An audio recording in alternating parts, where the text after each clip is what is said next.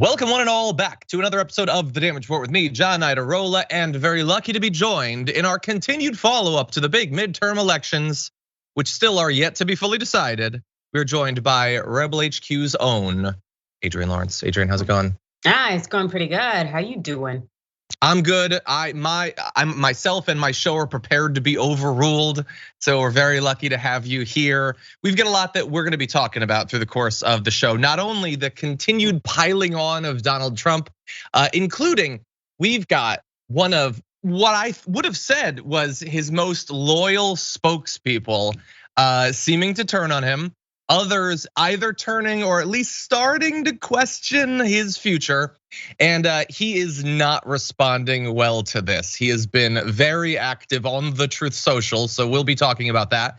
We'll also be giving you updates on some of the remaining races that haven't yet been decided, including Lauren Boebert's congressional race. And then I feel obligated to defend her in one area, so you should be prepared to hate me for being a Buzz Killington or something. So get ready for that. I defended Marjorie Greene earlier this week. I'm gonna defend Lauren Boebert tonight. So everyone's gonna hate me.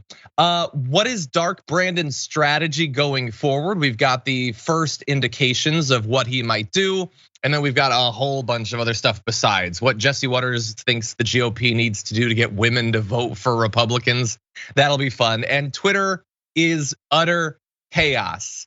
It's a disaster, might be bad for democracy, certainly is bad for Twitter, but right now at least, it is hilarious. So we're gonna be talking about some of what Rudy Giuliani's been saying on there, as well as a number of other people. So in anticipation of that, please hit the like button and share the stream. And if you wanna send us any comments, tweets, or super chats, we'll respond as we go. But with all that said, Adrienne, are you ready to start the show?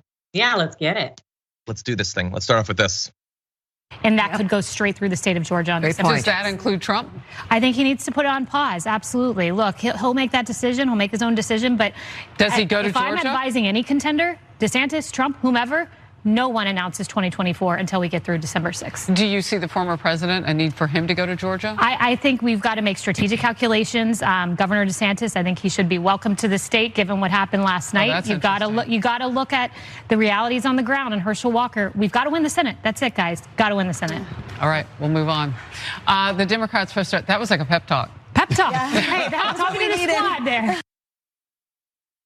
If it was a pep talk, it wasn't a pep talk for Donald Trump or his most devoted MAGA people. That's Kayleigh McEnany.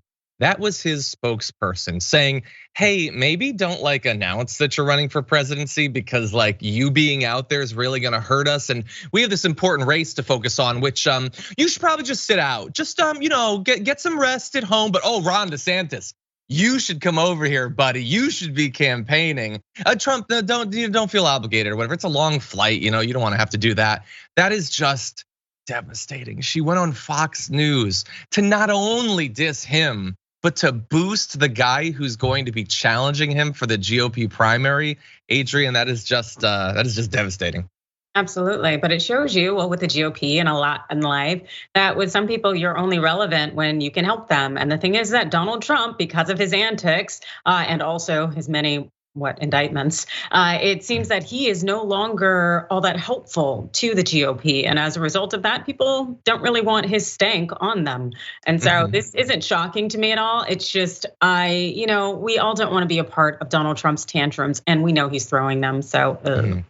We're gonna get to the tantrums too, but look, you might, if you wanted to believe that she's still loyal or whatever, you could take a look at what she just said, and you could say, okay, well, she could be a little bit nicer to our dear leader, but she's just thinking about this one race, maybe that's it. But no, she went on to say it's a conservative movement.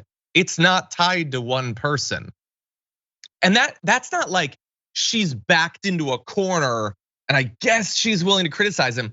She seems eager to demonstrate the distance, the growing gap between her and Donald Trump. She's offering up all this stuff.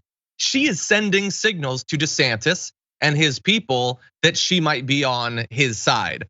I don't think anyone wants to be too explicit right now because they don't know exactly what's gonna happen. And it's entirely possible that Trump just absolutely destroys Ron DeSantis. I'm still leaning towards that happening. But they all seem to, other than Marjorie Greene, they all seem to want to indicate that the winds might be shifting towards Ron DeSantis. Not just her though; it's basically across Fox News right now. Let's go to a little bit of Laura Ingraham. The Republicans are going to be looking for candidates who are focused on winning, not just making a point or settling a score. So to really change the country, we're going to have to win, and we have to win over voters outside our traditional base. That means young people too. That's got to be the goal for the next presidential election. The populist movement is about ideas. It is not about any one person. If the voters conclude that you're putting your own ego or your own grudges ahead of what's good for the country, they're going to look elsewhere, period. Okay, so that is less explicitly a criticism of Donald Trump. She's not bold enough to come right out and say, I don't like Donald Trump. But I mean, look, talking about the grudges and talking about like all of that was a criticism of Trump. She knows that that's how it's going to be received. She doesn't want to like explicitly draw his eye by saying his name, but that's what she's doing right there. At the same time, we can criticize a lot of what she had to say, talking about the populist right-wing movement being about ideas. It's not about ideas. It's at best about distractions. That's what it's about. It's about mobilizing hatred against perceived enemies and outgroups. That's all it is. And also, like talking about the need to draw new, like young people, and we're gonna get to this with more people from Fox. All of the advice that's being provided by these pundits, first of all, no, they were not saying this before the red wave dissipated. So it's convenient for you to all of a sudden radically shift your approach. Also, it's not like you guys aren't a big part of this, especially on the Republican side. There's very little difference between their elected officials and their media. They act the same way, they talk the same way, they fill the same role. You guys have not been pushing for policies that are gonna be popular amongst young Americans. You literally spent the past couple of months making everyone feel terrible because they might get some of their student debt canceled. So it's not just that, they're not willing to acknowledge what they've actually pushed for. They're now explicitly going against their own advice and trying to appear to be the responsible adult in the room while doing so. What do you think, Adrienne? Yeah, no, I think you hit the nail on the head there. They are trying to appear as though they are logical and sound in mind and reason, when that's not who they've been for the last several years in any form or fashion, particularly uplifting leaders and people who use their power and abuse their power to be retributive, to go ahead and strike back at their enemies. That's very much what Trump does. If you do not support him in any way, he will call you out, he will call you names, he will try to tear you down. He abuses his power in that way, and Fox News would uplift it. They would condone it and sign on it. And so it's so interesting for Laura Ingraham all of a sudden now to say how illogical and how wrong that is, and how they are looking for people who make wise decisions. And it does scare me in the thought that they are uplifting DeSantis, because I think he is far more rational appearing than Trump, and it allows for more people to get on board with his hate. Yeah, exactly. There are significant stylistic differences between them. There might even be substantive differences. It's possible that Ron DeSantis would not give a speech to send a crowd to sack the Capitol. So that might reassure people who are worried about the future of democracy. He, of course, would support laws that make it harder for people to vote. So it's not 100% a net gain, but he's also perfectly willing to turn all of American politics into a referendum on whether trans people get to exist and whether kitty litter boxes are in school classrooms. So let's not pretend that he's a totally serious old school fiscal Republican or whatever. That said, I wanna make sure that people understand that the frustration over the midterm election results, the possible criticism of Donald Trump and his role in the party, again, goes beyond just Kayleigh McEnany. Laura Ingraham, Sean Hannity's podcast is calling for self-reflection. We just have to accept it for what it was, and I'm sure he'll be very serious as a part of that. And he will come out with responsible, serious advice for the party going forward. In Georgia, where obviously the GOP is very worried about the upcoming runoff election, their Lieutenant Governor, Jeff Duncan, says Donald Trump got fired Tuesday night and says he shouldn't come. So I guess he agrees with Kayleigh McEnany. Ben Shapiro said Donald Trump certainly is not the leader of the Republican Party. His priority is not the Republican Party. Look, that, I guess, give Ben Shapiro a little bit of credit in that he's more explicitly criticizing Donald Trump than some of the others will. But you also know that if he becomes the nominee again, he's going to be rushing to get Donald Trump to like him. I mean, this is a guy who he'll do stuff like this. He will occasionally take the difficult stance. For instance, he supported vaccination. And how did that work out? When the Republicans turned against it a couple weeks ago, he said that if he could do it again, he probably wouldn't get vaccinated. If I knew now what I knew then, I wouldn't do it. So there can be a little bit of perceived bravery, but more important than his values or his bravery is his audience. And if he feels like he's beginning to lose it, he will 100% turn on his previous positions. But you've got the New York Post with their Trumpty Dumpty front page. Man, that's something.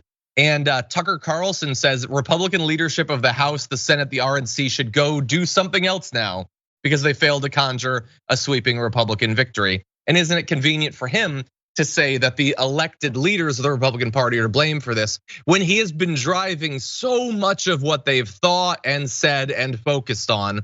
Apparently, Tucker Carlson's priorities, the white supremacy, the great replacement theory, all of his nonsense, that didn't exactly conjure massive wins for them either. But you'll note that he's not saying he's gonna resign or anything. It's all on someone else, Adrienne. Oh yeah, no, God forbid. It's just so incredibly interesting how a lot of these right-wing pundits will push the narrative that ends up serving them the most in terms of viewers nodding along and people in power nodding along. But when they actually speak truth to their own power, and that's when they get nervous and scared. And it's just, I don't know, I always find it to be so mesmerizing how people are so willing to be sheep and yet they point at us as being sheep. It's very strange.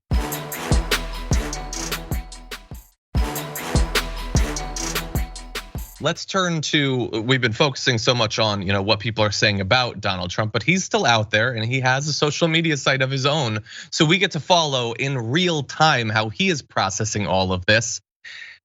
Donald Trump not taking the midterms well. Moving into day 3, over the night, he appears not to have slept. He just bleated throughout the night saying, now that the election in Florida is over and everything went quite well, shouldn't it be said that in 2020, I got 1.1 million capitalized more votes in Florida than Ron D got? Just asking. Okay, so again, all of his candidates won or whatever, it went super well, even though it didn't. And now, hey, I'm not saying anything. I got more votes than the guy you guys love. Don't focus on the fact that that was a presidential election. This is the midterms. Turnout's totally different. I'm the big winner. Okay, if that makes you feel better. But that's just a sideshow to his main issue. A lot of reporting has come out over the past couple of days that we've talked about on the network about how he is trying to move blame off of him to other people. And a lot of his, as always, his advisors and aides are leaking like hell to the media. And he doesn't like that. So he said, for those many people that are being fed the fake narrative from the corrupt media that I am capital A angry about the midterms, don't believe it. I am not at all angry, did a great job. I wasn't the one running and am very busy looking in the future. Remember, I am a stable genius. Buddy, I can't forget. I don't think I'll ever forget that you're a stable genius.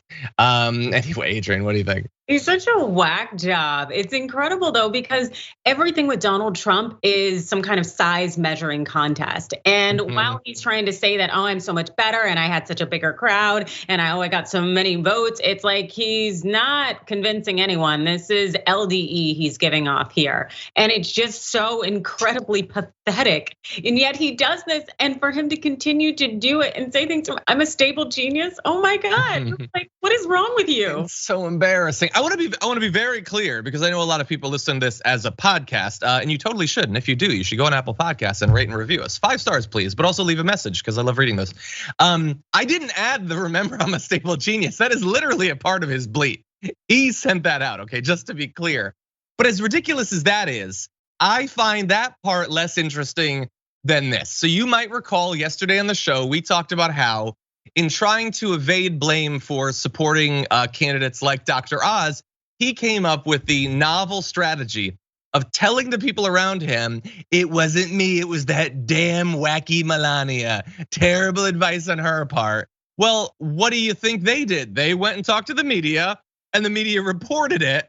And then I'm sure he woke up, saw that all on the headlines, and was like, oh no, that's not gonna go over well with Melania. So He's bleeding to try to patch things up to avoid potentially a very costly divorce, saying, I'd like to apologize to Melania and Sean Hannity, but not for the reason you might think. For all of the fake news and fictional stories made up out of thin air with no sources, despite them claiming there are, being dumped on you. Organizations know these stories are not true. The fake news media is crazed and totally out of control. They make up stories and then push them down your throats. Our country is in big trouble. And he goes on, he has a whole nother one about Dr. Oz. It's a fake story. They're lying about Melania. And then but then again, he's trying to convince you that the defenses he was making up about Dr. Oz failing are not true. And even in this last message, he starts coming up with other reasons why Dr. Oz's loss isn't on him. If you're trying to reassure us that you're not going around talking to your aides about how it was all Melania's fault and all that, maybe just take some responsibility. Demonstrate that you're not that guy that they're saying you are. No, you are that guy. You might be a slightly different flavor of that guy, but that is very much who you are. Anyway, Adrienne, do you think that this is going to smooth things over in the household? Is Melania going to once again sleep in the same wing of Mar-a-Lago as him? Well, I kind of would like to think that she probably is avoiding his wing because, as we talked the last time we were together about his dietary habits.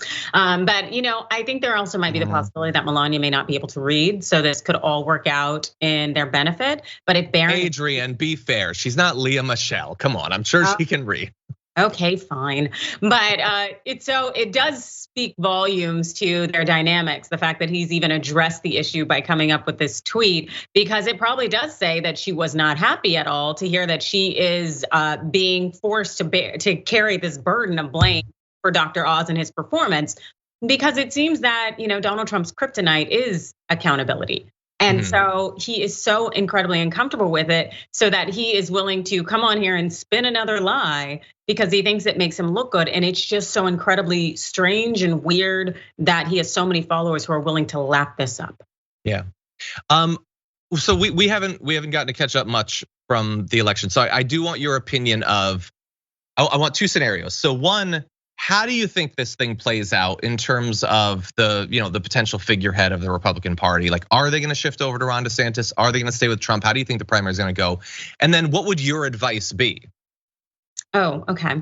So if it comes to for who's going to run the GOP for the presidential ticket for 2024, I wouldn't be surprised if the party kind of becomes divided to a certain extent. And because his ego is so significant and big, I would love it if Trump tried to run on like an independent ticket and split the GOP's vote, because I think that that's actually somewhat of a possibility just because of how huge his ego is. Because I think all the rational party that is GOP, which I think is the vast majority of the Republican Party, are going to leverage their strength behind Ron DeSantis because he does not have all the baggage that Trump has, including all the indictments and the rape accusations and so on and so forth. But I think that they're going to lose control of Trump because Trump will not allow himself not to be a part of that conversation. And I'm really excited about it. Yeah. What do you think about so obviously a lot of the attention is focused on Trump and DeSantis, and people occasionally say Greg Abbott or whatever. What if they went with Brian Kemp? Like, what if you had months of Trump and DeSantis tearing each other to shreds, and then Kemp emerges as the seemingly more reasonable Republican? And I know some people would be like, no, but you want DeSantis. That way you can get Florida. They're gonna get Florida anyway. Yeah. They might not necessarily get Georgia, but Brian Kemp just won statewide in Georgia. They don't need Greg Abbott to get Texas. They're probably gonna get Texas. Yeah. Wouldn't it be safer for them electorally to go with someone like Brian Kemp, who not only avoids all of the Trump baggage, but Ron DeSantis not only has the anti-trans stuff, the Disney stuff, the groomer stuff and all that, but he is going to be destroyed by Donald Trump. God only knows what baggage he's gonna bring. Why not just go with Brian Kemp? Like, I know people in the chat, Maeve is saying he's too boring. Yeah, but like boring could win for them. Their boring candidates won in the midterms. It was their exciting candidates that didn't do so well. Yeah, I agree with you. I just think that maybe Kemp, not that he's too boring, but he might be so boring that he does not want to be elevated to that level. In part because of the efforts Trump and MAGA would undertake to tear him down. He may feel like, nope, George is my place. I'm gonna go ahead and sit here. I do well here and just stay. But do you think that he's gonna end up taking that potential run? Yeah, I don't know. I mean, look, you got to have a certain amount of ambition to want to be a governor, I suppose. I don't think there's any governors who don't occasionally think about it. But yeah, he might, I don't know how old he is. He looks a little bit on the younger side. Maybe he just wants to wait it out. It's possible that him and Ron DeSantis would just prefer to wait it out. They just got new terms as governors. They can wait the 6 years. There's like a 50-50 chance Trump isn't even alive at that point. That may just be a lot easier than going through all of the, not only insults, but the inevitable thousands of death threats you'll get from MAGA heads as a result of challenging Daddy Trump. We'll have to see.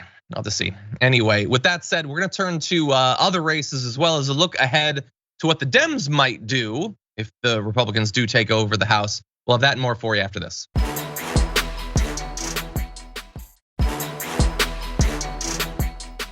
Adam says John loves Pop-Tarts as much as JR loves candy. First of all, I don't eat Pop-Tarts on a daily basis. Let's be clear. I've actually been eating less recently Pop-Tarts than I have before. But on the candy front, they're still filling up bowls with like Halloween candy here. Halloween's gone. We're closer to Thanksgiving at this point. Can you stop it, TYT? Anyway, with that said, why don't we give people a little bit of an update on a race that I am sure they are frantically refreshing. Let's jump into this next topic. Lauren Boebert started the day of the midterms really excited about the prospects, not just for her, but for all Republicans, tweeting, "The red wave has begun.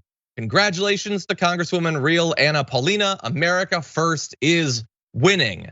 And then she went quiet for like a solid day. And it's not difficult to figure out why. She was actually down in the count up until very recently, right before we went live. She finally took the lead. And you can see, I don't know if we have the updated numbers. I don't think we do. If we don't, she is now at 50.06%. Oh, look at the graphics team. Thank you for that, guys. 157,743 votes to Adam Frisch's 157,357 votes. That is less than 400 votes. There are just a couple of percentage points left to come in, and it is possible that her lead will grow. It's possible it could be flipped. There's more room now to potentially flip it than there was for her to take the lead just a little bit ago. Okay, she might be up by slightly more than 400 now. In any event, it is very close, reminding us that every vote does count. And bear in mind, this is a race that most people did not think would be competitive. I thought that Adam Frisch would come within maybe 6 points, maybe 7 points, but definitely not a fraction of 1 point. Adrienne, what do you think about the possibility that she could end up losing? Oh, well, I think that would be, Christmas come early. But, I think it's a very real possibility. And I think that a lot of us, we really underestimated how much her constituents may detest her. Between her husband exposing himself and her sense of self-grandeur and also her antics. It's interesting because it seems that Marjorie Taylor Greene can get away with a lot that she can't. And it may be aspects of geography, but either way, I am very much enjoying this check on her ego because the thing is, she's not good for Congress or the United States. Yeah, I think, look, it's definitely like Marjorie Greene's in a much redder district. I considered this to be a pretty red district, but apparently it was. Lauren Boebert's apparently not a strong enough candidate. And imagine, what if the Democrats had put a little bit more money in it? But hindsight is 2020. In any event, it's looking like we're likely, but not guaranteed, to get a recount.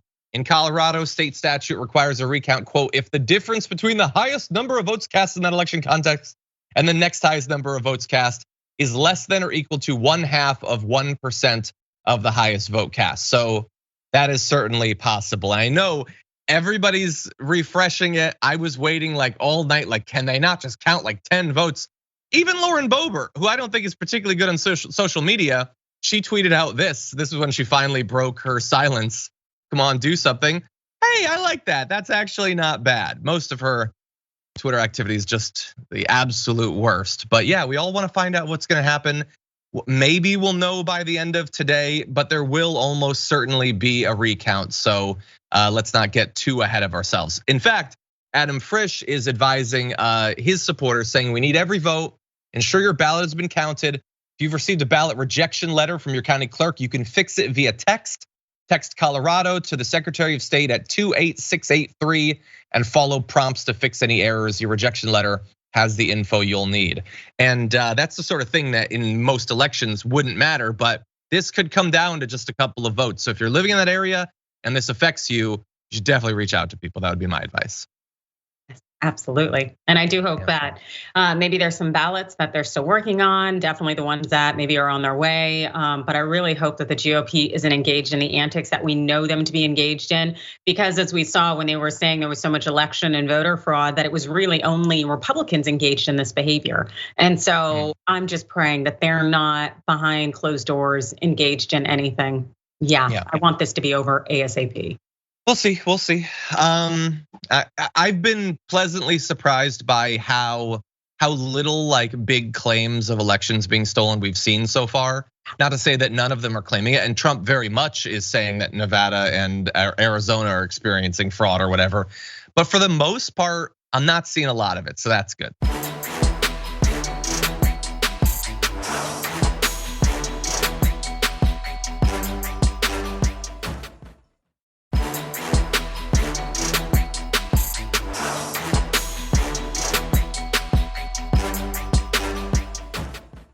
With that said, we gave you a little preview of what our next topic is going to be. Why don't we launch into this video now?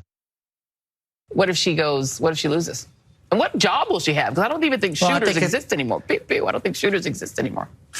What makes? Well, I guess it might be a gain for OnlyFans. I don't know what she would do in this scenario, but I think that. Okay, so that is Kurt Bardella, a Democratic strategist, although people say he was up until recently, I guess, a Republican. But he's on there. He's on one of the liberal networks, and the joke is that once Lauren Boebert is no longer an elected official, she's going to go become a sex worker on OnlyFans. Ha ha ha ha ha. I get it. I'm the bad guy. I'm the Buzz Killington. I take everything too seriously. I don't like things like casual misogyny and stigmatizing sex work or whatever. That makes me lame, I guess. But I just feel like, especially with someone like Lauren Boebert, there is no end to the things you could criticize her for or joke about. Do we have to go in this direction? Can we not be a little bit better? I know that, like, in theory, he was a conservative or whatever, but he's on, was that MSNBC? He's on MSNBC, and they laughed about it. I didn't see either of the hosts having an issue with it. And I'm sure a lot in the audience thought that it was very funny. Ha ha ha, maybe she'll have to get naked for money or whatever. I just think we can be better, and it's not even difficult to be better. What do you think, Adrienne? Well, I'm sure she was one of those people who enjoyed that PPP loan forgiveness. So hopefully she can live off whatever's left of that. But no, I definitely agree. As far as it concerns, like, don't stigmatize sex workers and also don't tear them down at all. If she has to resort to sex work, so be it. I hope she makes plenty of money. I just really want her out of Congress. Again, she is not good for democracy. I do not believe she is good at her job or that she's good for the constituents. And it's very sad to see that the election is this close given all the antics she pulled, but I guess it's a reflection of many members of the United States finding that conduct and that behavior to be acceptable behavior for someone who's supposed to be in a leadership position. That is the problem, and that is so much weirder than any thought of her joining OnlyFans. Exactly. Yeah, no, and by the way, I've seen all of the, like, I tweeted about this earlier, and I've gotten a lot of responses where like, no, they're just like referencing the thing about what she did before. Like, I don't care. Like, we reported on the allegations against her, and now we're awaiting any further evidence about it. The fact that those allegations came out does not justify misogynistic jokes. Like, her being really focused on public appearances or her appearance doesn't justify misogynistic jokes. Like, that's not actually how that works. Again, we can be better. It is not difficult to be better. It is not asking too much to be better. And it's not just him, by the way. I know, I'm not gonna name names. So someone else I like on Twitter was making similar comments. It can be easy to fall into that. And by the way, I'm not perfect. I make jokes that I'm sure a lot of people have an issue with. I mock Donald Trump's appearance from time to time. Some people don't like that I joke about Donald Trump's inevitable death. I get it. I'm not perfect. I know no one is. I'm just saying we can be a little bit better. If for no other reason, like if I have not convinced you on let's not be misogynistic just for its own gain, don't do this, because then you don't give her even the temporary higher ground. Yeah. So she gets to tweet now, liberals even suck at feminism. Can't y'all do anything right? And she's right. I mean, not in general or whatever, but she gets to be in the right here because this joke should not have been made. Now, her general point that all liberals are misogynistic or whatever doesn't necessarily make sense. But it is a reminder, by the way, that there are plenty of misogynistic liberals, misogynistic leftists. There are a lot of blind spots, and they're not just on the right. So don't give her the chance to appear to be the superior one. Any other thoughts? Yeah, no, I completely agree with you because we oftentimes will see this too when whether it's Candace Owens or some member of the right who does have some marginalized aspect about their identity and how people will like pull out racist comments in order to try to own her. And it's like, if you think that's acceptable just because you don't agree with her beliefs or the things she said, for you to pull out some racism to own her, it's like that kind of will make you a bit on the racist side. I just don't understand why people think that's okay to engage in that behavior simply because you don't like that person. It makes you just as bad as them. Yeah. Look, I don't want to go on much longer about this. I see some people are like, why is this misogynistic? Do we need to explain why it's misogynistic? To like jokingly say, ha ha, your career failed. Now you have to do sex work. Like, do I have to explain why that's stigmatizing? Why that's like, for instance, Dr. Oz lost his race. How many people are joking about him going on to OnlyFans? I haven't seen any. Isn't that interesting that Dr. Oz does not face those sorts of jokes, but that Lauren Boebert would? That's why it's misogynistic, everyone. Anyway, again, I don't want to be, like Mr. Total Buzz Killington. Sorry to like be a downer or whatever. Hey, maybe she'll still lose and that would be awesome, but. Again, I think we criticize the other side for being bad these ways. We have to be willing to do it to ourselves as well. That said, let's move on to other news, starting with this. That the former president will not return, or that his political movement, which is still very strong, will not once again take power in the United States. So if you were wondering how President Biden is taking the midterm results, I'd say he's doing okay. Seems a little bit happy. Dark Brandon's getting a couple laughs in about the state of the MAGA movement or anything, and you could sort of understand it. They had been preparing for a devastating midterm that probably will still see them losing the House and maybe narrowly losing the Senate, but it is nothing like what was being predicted just a little bit ago. Bear in mind, for history's sake, midterm losses for the president's party have averaged 28 House seats and 4 Senate seats, and that's over the course of like a century. They're gonna do better than that. In recent midterms, Republicans lost 40 House seats back in 2018. Democrats lost the Senate and double-digit House seats in 2014 and 2010. Republicans did in 2006. So I think that Biden gets to laugh a little bit. I mean, look, to the extent that they've still had losses, which they have, I think that he could have done more. But we told him you need to pass a climate bill. We told him you need to cancel student loan debt. And he did these things. He has spoken out vigorously in defense of abortion rights and in defense of democracy and has been criticized for that multiple times for focusing on those things.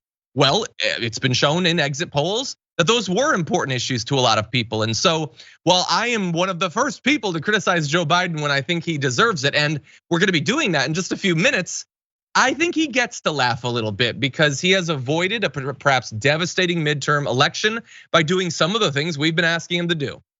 What do you think, Adrienne? Absolutely, I couldn't agree more. To have midterm election results that haven't been seen since JFK's administration, like that's something to be proud of, especially given how there are so many Americans out there who have given him such low ratings, despite the many things he has done. He should have this moment to gloat, chuckle, and cheer just a little bit because that red wave did not show up, and it's just. It really shows you how all the hype that the GOP was talking is nothing but hype. There was no action whatsoever.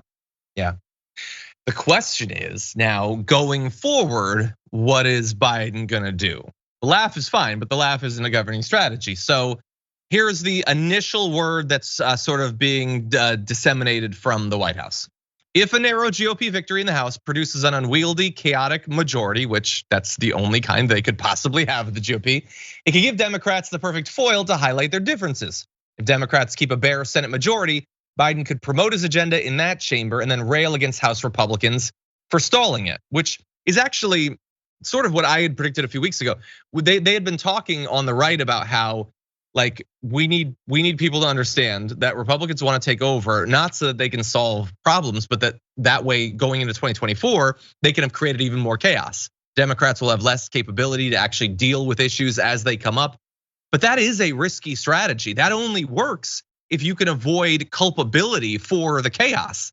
And if the Democrats are able to continue to demonstrate to people that they do have their backs by passing things in the Senate, and then everything gets shut down in the House, and that becomes the narrative of 2 years of America, then that could potentially hurt the Republicans. So they're basically theorizing that, like with Obama and Clinton, Biden can use the divided government to run against Congress in the second half of his term, and that could potentially help out the Democrats.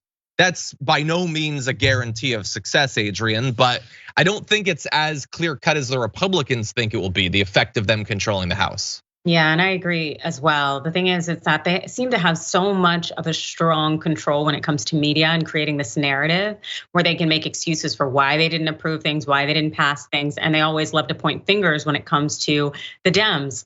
And so I do wonder what the messaging will be that will end up really resonating with the American people, because the last thing I'd want to see is for after 2 years of them holding things up and creating this gridlock for American public to think that, oh, it's the Dems' fault. And as a result, go to the polls and try to bring DeSantis or whomever is on the GOP's ticket into office thinking that, oh, well, we just need to change leadership. Yeah, maybe. But I said a couple minutes ago, we're gonna criticize Joe Biden. So I can only speak for myself, but I'm getting ready to do that. Get a load of this. In the coming weeks, Biden will ramp up his outreach to big dollar donors, timed to White House holiday parties to underwrite his likely re-election campaign. Okay, look, I get it. If he's gonna run for president, his strategy is gonna be generating a bunch of money. That's what they do. But like, if you're saying that your strategy is going to be, we're gonna clearly differentiate ourselves from the Republicans, they're just gonna be wasting time, not dealing with actual problems, and the first thing you wanna do is spend a bunch of time with millionaires and billionaires, well, then are you really going to be trying to push through strong legislation? Maybe best case scenario, and I don't know how likely this is to happen, but honestly, think about the position like a sort of neoliberal would be right now. If they do maintain the Senate, but they lose the House, isn't that almost the perfect position for them? Because then they can have a bunch of the Democrats in the Senate that don't actually support like strong, like progressive proposals. Pass them. They're not gonna pass the House anyway. It makes them look strong, vigorous, progressive, acknowledging actual economic crises. The GOP is definitely gonna tank it, and they have no actual risk of it happening. It's almost perfect. Maybe that's a bit too conspiratorial, except I feel like we've seen that regularly over the past few years. So I'm gonna try to temper a little bit of my enthusiasm if all of a sudden the Senate becomes super progressive for the next couple of years. It doesn't really mean that like all of a sudden Manchin's in support of this stuff. I don't know, we'll see. Yeah, no, I think you're absolutely spot on. A lot of these people are about performative antics. And that's exactly what they'd engage in terms of voting for things that they know is not going to make its way to the president's desk. And so I would not be surprised if people use this time in the Senate to possibly change their image and how they are perceived by the public and try to make themselves appear more progressive and then go, oh, well, gosh, we tried. It just didn't work out because of the House, but I am truly here for we the people. And I think the problem could come though with that is that if people do create this image of being more progressive and thus they are bolstered by the progressive ticket and progressive voters, then we'd be putting back in office people who actually are not here to serve the progressive agenda. Yeah, sort of my fear. On the other hand, they could like maybe learn from Fetterman, do a little bit of that, but I have a feeling they're probably gonna resist those lessons. Anyway, we'll see what's going on with Dark Brandon in the near future. He's still got executive orders no matter what happens. We'll have to see. With that said, we're going to take a little break, come back, give you an update on a little bit of both political violence as well as some police brutality. Buckle up, we'll be back in a minute.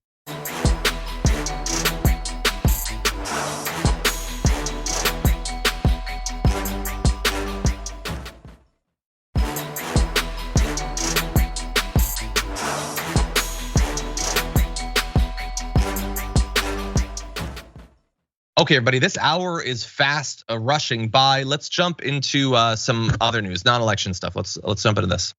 Hi there.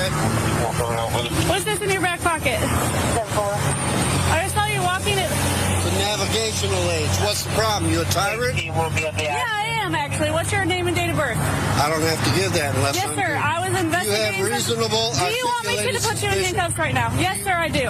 What is your suspicion? It looks like you're carrying a gun in your back pocket. I'm stopping to make sure you're carrying it properly. You don't have you ensured that it's not a firearm? No, you keep turning so I can't see it. You don't have to be a to me.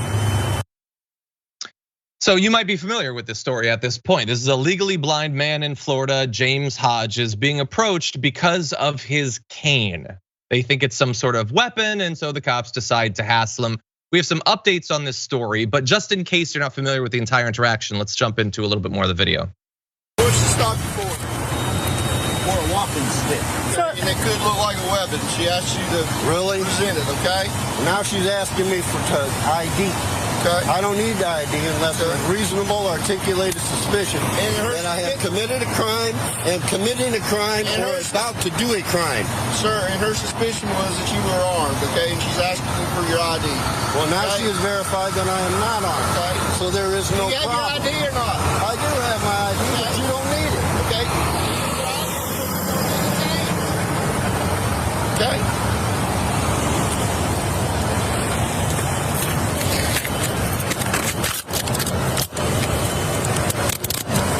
All right, Mr. Hodges. Was that hard? It's gonna be. I want your name and your badge number. You know, I put him in jail for resisting. Okay. So, is that so hard? And James Hodges says it's gonna be. Well, he knew what was going on. He knew the actual regulations, and he also knew how this is probably likely to go down. Those deputies are now facing suspension without pay. One of them, Harrison, was demoted after the investigation. So there have been some consequences, perhaps not as much as we would want, of course. I personally think that those videos demonstrate everything that is wrong with the psychology of far too many cops. Whether you think that she was justified in stopping him in the first place, and I think most people probably would not, once he demonstrated that he was just a legally blind man with a cane, that should be it. Or maybe not it. Maybe there should be an apology, and then that's it. You move on with your life. But unfortunately, these cops felt like he had been challenged them. So now, even though they've got nothing, they know that they've got nothing, they have to hassle this guy, joking about being tyrants, insisting that they see his ID. They don't need his ID for literally anything. He doesn't have a gun. They know that they're just hassling a guy because of his walking stick, Adrienne. And as a result of their need to prove that they're powerful and strong and alpha, how dare you question us? They're suffering the consequences now. Yeah, and they should indeed suffer consequences. It's like these officers, oftentimes they think everything is a gun. Everything is a gun, but when there's an actual gun, oh no, they can't be found. It's so incredibly mesmerizing, this thought that this walking stick that this man has, he is legally blind, that the officer would use that as a pretext to hassle him. Because it does not make any logical or reasonable sense. But what it does communicate to me is that this is a power trip in action and an abuse of power. And the thing is that it's instances like this that deteriorate the relationship between the community and law enforcement. Because why wouldn't it? It's absolutely absurd. 100%. The cops are taking some responsibility. Antonio Plana said, "As sheriff, I take full responsibility for this event and want to extend my sincere apologies to Mr. Hodges for the actions of my deputies. I do not feel these deputies' actions were guided by ill intent, but rather by frustration and failure to rely on their training. Nevertheless, this conduct is unacceptable." So you don't really take full responsibility. I mean, look, he's saying he takes responsibility. That's more than we usually get. But you don't think it was guided by ill intent? Okay, then that's Antonio Planas in that statement is not a human being actually saying what any real person would say. You're saying the thing that cops are supposed to say.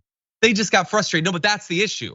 That's the ill intent, a predisposition to getting frustrated with anyone who even briefly questions your unstoppable authority. That's the issue. And that may not be formally a part of their training, but it is clearly a part of their training because we see it in cops across the country. You question them for a second and they freak out. And so anyway, they've been suspended without pay, some other stuff happened, whatever. Hodges said as a result of this, makes my chest swell up, not in a proud way, but in a very appreciative way. And I love that statement. He didn't do anything wrong. He shouldn't have been hassled in this way. No, and I hope that he still files some kind of lawsuit against this department, because this is absolutely and utterly, completely and totally unacceptable, this behavior. And the fact that the sheriff is now saying, oh, they didn't intend. Our society is so much focused on intent when the impact is the problem. Let's focus on the impact here. No matter what your intent is, you can have the best of intentions, but if you end up shooting up a bunch of people or creating utter chaos that tears down society, maybe you shouldn't be a police officer. So let's look at the impact here and screw the intent. I agree. Okay, we're gonna move on in just one sec. First, though, I want to recognize Little Cake with Sprinkles. Not only a great name, but also sounds like a delightful treat. Been with us for 26 months over on Twitch. Says 26 months of Dragon Squad goodness, and on an Adrienne day, best sort of day. So thank you for being with us. With that said, why don't we talk about one more topic to close out this first hour of the show? All too often, claims get made in politics that don't have a lot of evidence, and then we just sort of move on. And I get it, there's a lot of news every day. I'm guilty of this as well. But it's important sometimes to follow up on the bold claims that are made by people like Marco Rubio. You might recall that not too long ago, a Marco Rubio campaign volunteer got attacked. That is the actual fact. This volunteer was attacked, Christopher Monson. What's disputed is the characterization of what that attack was about. Marco Rubio jumped out immediately on social media to say that the volunteer was attacked for being that volunteer, for being a Republican. And it increasingly turns out there is not compelling evidence that that is actually the case. And even Christopher Monson himself was not claiming that it had anything to do with politics until the senator claimed that it was. And it's gotten so bad that a Miami GOP official has now turned and said, I don't think it's about politics either, despite the fact that this is Gabriel Garcia, sits on the executive committee for the Republican Party of Miami-Dade County. He, by the way, is a former Proud Boy, so that's fun. He did a fundraiser for Christopher Monson because he so wanted to support this guy for being attacked over politics. And now he's coming out and saying, after seeing the new evidence and video, this was not politically motivated, and Chris took advantage of the situation. I hope he goes to jail for lying to the detective on his BS story, and same with little Marco for taking advantage of this situation for political gains. That is a bold response. Now, bear in mind, it doesn't make this person a great guy, he's a former Proud Boy. But that is a big turn from raising money from the person to saying that maybe he should be sued over it. Adrienne, what do you think? Yeah, no, that was an aggressive statement, good Lord. But it definitely does have a little hint of maybe animosity there that might be clouding judgment. Not that I would not get behind that statement to begin with, but it is so incredibly, very much on point for members of the GOP. These instances of lying, of purporting to be some kind of political victim in some way, and for things to be politically motivated when that is not the truth at all. And by creating these scenarios that they're lying and manufacturing, and the thought that Democrats or other groups are attacking Republicans, what that's gonna end up doing is creating a narrative where Republicans feel like they need to attack first. And so this stuff is very dangerous. It wastes everyone's time and effort, and it also really reinforces this us-them narrative that, again, is very dangerous. So I hope all the consequences in the world befall this individual. No, I totally agree with all of those points, because this isn't just about this attack. This is about the effect it's gonna have. And I would only add, like, one of the reasons we've focused on this, we've done multiple stories on this, is I am deeply worried about the rise and normalization of political violence. But for us to address it, we have to be clear about what is political violence. And they are very specifically, very intentionally muddying the waters here. Marco Rubio, by the way, made that claim that he was attacked for being a Republican, then he just moved on, got reelected. He's got nothing to say about any of these updates. It was a convenient thing for him to claim that it was political. And think about the effect of that. People see that and think, oh, I guess every side does it. I guess everyone's just attacking each other, but that is not actually the case. Honesty matters, facts matter, reality matters. Okay, with that said, unfortunately, that's all the time we have for our first hour. If you've been watching on the linear platforms, listening to the podcast, thank you as always. But if you're on Twitch, YouTube, the members app, a number of different platforms, we do have a lot more to talk about, including some fun stories. So don't go anywhere. Adrienne and I'll be back on the other side of this.